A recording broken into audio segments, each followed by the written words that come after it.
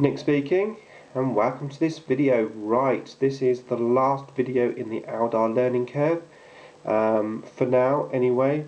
I was going to go above and beyond with the videos more than I've already covered, in terms of specific tactics and army lists and stuff like that. But as the Eldar Codex is potentially just around the corner, I thought I would hold off that and then maybe restart the series again when the new codex comes out. So yeah, there's going to be more to come in the future, but for now this is the last one. So I've got a little bit of eye candy for you, some old Eldar minis which I picked up my local hobby store. Thought they look pretty cool. I have no idea what they are. I've been told they're like from a heavy weapons team or something, from Road Traeger maybe. But I really like them, so yeah, I think I'm going to, although they're quite well painted actually, I think I'm going to paint them up in my IDIC colours eventually, use them for something, maybe to control one of their support weapons or something. But anyway, so yes, how to win with Eldar. Okay, so what I'm going to do is I'm just going to run through a few of the key points to bear in mind to take your Eldar into the winning position. So, first of all, let's have a look at going first or second with Eldar. Now, 5th edition, 100%, I was going second. Getting in, contesting, grabbing objectives is so easy. You know, all you had to have was 5 Dire Avengers in a tank, and that tank was scoring. You know, it's so easy. It's totally different now. You can't do that type of you can't do that basically. I mean, okay, you can go in with your jet bikes, but the trouble with jet bikes is if you go in on turn 5 and the game carries on, your jet bikes just go down so easily.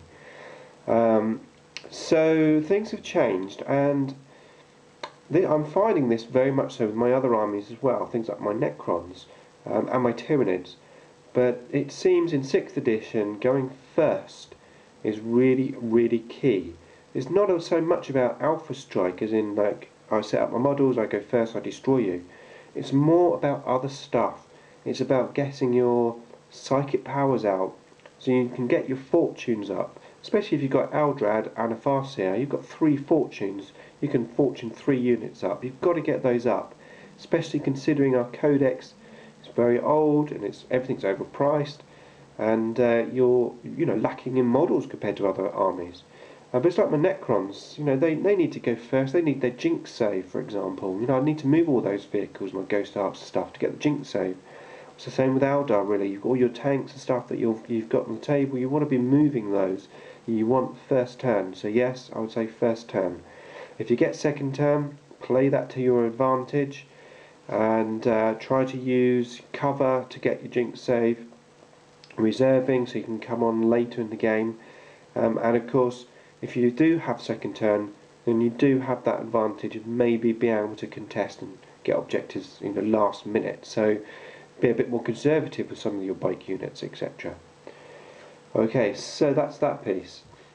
Second is you have to use your army as a complete war host, and almost like a wolf pack, especially if you're going the mech route. If you're using Samhan or full mech, you want to keep everything together, really condensed. Get the whole of your army working against your opponent's army. Now, bearing in mind, your opponent probably isn't going to be doing that. He's going to have some units at the back. He's going to have a Devastator squad, some troops or scouts. He's going to be holding the objectives. You're probably going to get maybe 70% of their army coming towards you, and you're going to have your 100% of your army going towards them. You have speed on your side, so you can always fall back, get your objectives later, but at the beginning of the game you need to get everything you can against your army, against your opponent, so your army has the best chance to make up for what it's lacking because of the older codex. So that's something else. How do you actually win though?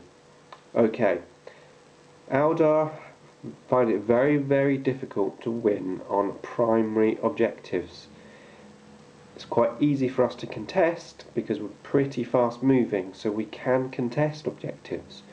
Very difficult to win primary objectives. Secondary objectives, however, we've got a lot in our favour. As long as we don't have a weak unit that's going to give away first blood, let's say like a wall walker, you know, a single wall walker or something like that, as long as we have that layered into our list, we've got quite nice potential to get first blood and some nice firing power, you know, your fire prisms, etc. So you can get first blood quite easily.